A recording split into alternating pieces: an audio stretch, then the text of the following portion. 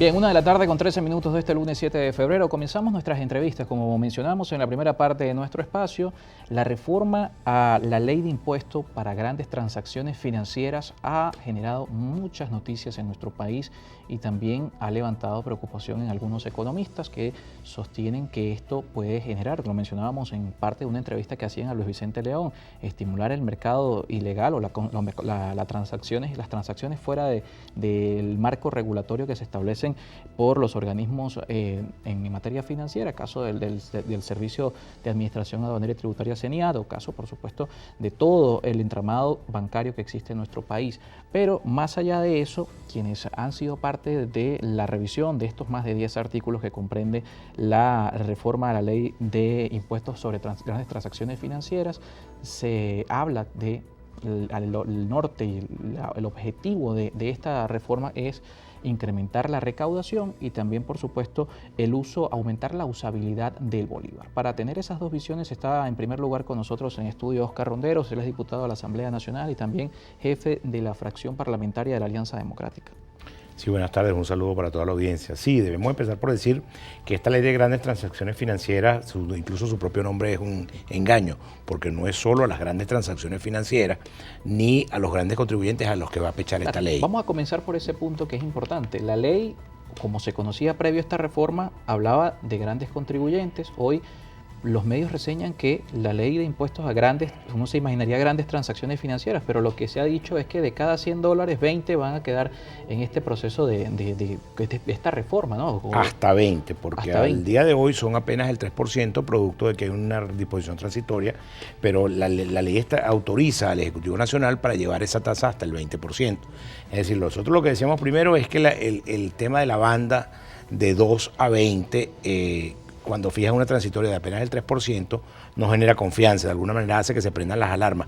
¿Por qué el Ejecutivo Nacional va a ir a meterte la mano en el bolsillo y por cada $100 que gastes, por el solo hecho de hacer una compra en una cadena de supermercados o una cadena de farmacias, hoy se quedaría el 3% y podría llegar a ser hasta el 20% del impuesto que te debe retener la cadena por el solo hecho de la compra? Decíamos que es un impuesto regresivo, porque es un impuesto que no verifica tu capacidad contributiva con la República, no verifica que haya una renta o que haya un enriquecimiento, y por el solo hecho de la transacción bruta se te pecha hoy con 3 y probablemente con 20 cuando el Ejecutivo Nacional así lo establezca en el decreto que establezca la tasa cuando el régimen de transitoriedad se termine. En virtud de lo cual decíamos que es un impuesto confiscatorio, pues un impuesto que te quita la quinta parte, es decir, el 20% del gasto que estás haciendo en una compra es confiscatorio, se está quedando con el 20% o con una quinta parte de tu propiedad.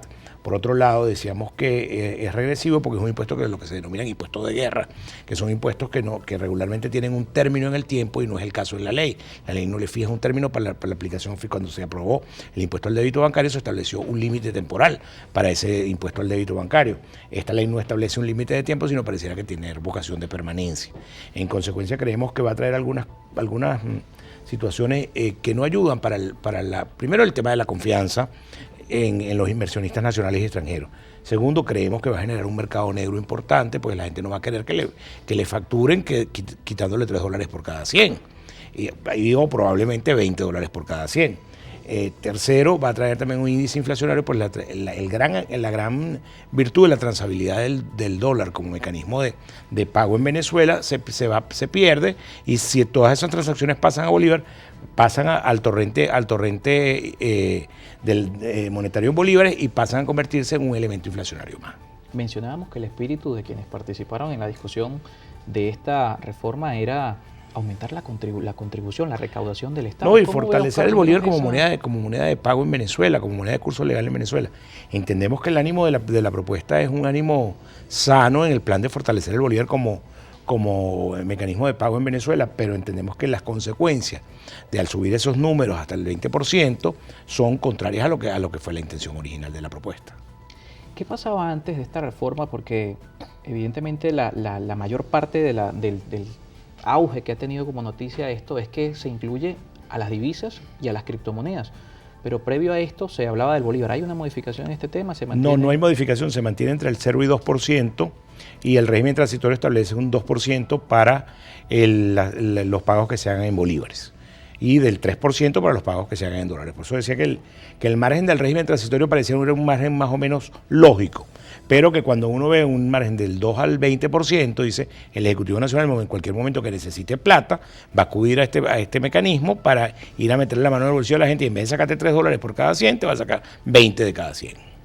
Esto aún no ha sido publicado en Gaceta, por supuesto. Aún no está publicado en Gaceta, todavía queda la expectativa, que nosotros tenemos la esperanza que el presidente Maduro no lo promulgue, incluso albergamos también la esperanza de que el Ejecutivo Nacional nunca tenga que hacer uso de tasas superiores al 3%, que es el que estamos estableciendo en el régimen transitorio, de tal forma que no se recargue más la potencia impositiva del Estado. Tenemos también un IVA importante, tenemos aparte el impuesto sobre la renta, como te decía, este tipo de impuestos que son impuestos de guerra. Corren en paralelo al IVA. Sí, y podrías incluso decir que se trata de una sobre tributación, una doble tributación, producto de que el IVA también es un impuesto solo a la venta y también es un impuesto regresivo, que por el solo hecho de la venta deja un porcentaje de la venta en el tributo nacional. Había también algunas dudas respecto al mercado de transacción de divisas, si quedaban incluidas. El mercado cambiario está exento. Está exento. Porque la intención de la propuesta es que usted salga de sus dólares trayéndolos al mercado, los cambie a bolívares y que los pagos que vaya a hacer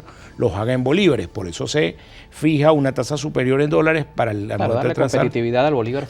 Claro, es un tema de fortalecimiento del bolívar, cosa que acompañamos en la intención, pero consideramos que al establecer unos montos tan altos se genera muy poca confianza, se genera un mercado negro, se genera una potencia inflacionaria que cambia el sentido en el que veníamos avanzando. Cuando parecía que empezábamos a salir del hueco, producto de que hay un crecimiento en el año 2021 y que también se aspira a un crecimiento para el año 2022, nos damos cuenta que esto no colabora y por eso prendemos las alarmas, por eso hicimos la advertencia y por eso negamos nuestro voto en la plenaria de la Asamblea Nacional.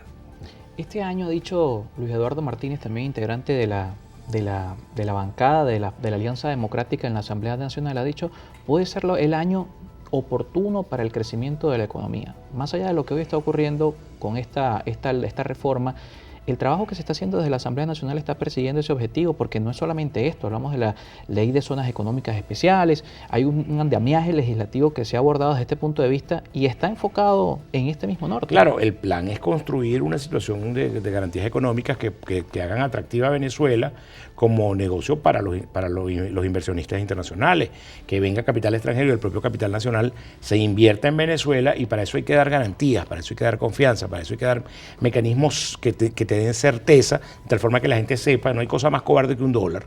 En consecuencia, no hay que la gente sepa que si trae su dinero para invertir en Venezuela, tendrá garantía de que no va a ser expropiado, de que no va a ser invadido, de que tiene unas reglas claras de juego con relación al tema de Venezuela. Nosotros estamos planteando también para el año 2022 la posibilidad de la aprobación de una ley orgánica de hidrocarburos que flexibilice el tema de la capacidad de inversión de capitales nacionales y extranjeros para que puedan invertir en el tema petrolero y convertir a Venezuela en un negocio atractivo frente al mercado internacional, sobre todo cuando tienes un petróleo que está entre 80 y 100 dólares el barril. Hoy creemos que este es el momento de hacer la modificación de la ley orgánica de hidrocarburos, flexibilizando y abriendo la inversión petrolera para el capital nacional y extranjero.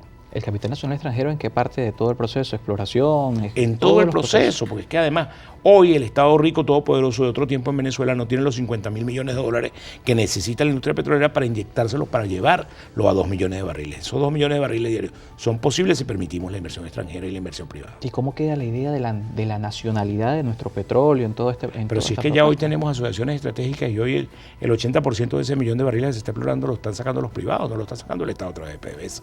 Es decir, PDVSA se ha convertido en un operador marginal frente a los privados que son sus socios en las alianzas estratégicas. Con todo este tema ya nos toca ir a la pausa, al regreso lo vamos a conversar, con todo este tema de la reforma parcial que se hace a la ley de impuestos a las grandes transacciones, el tema de la dolarización de la economía ha vuelto a surgir.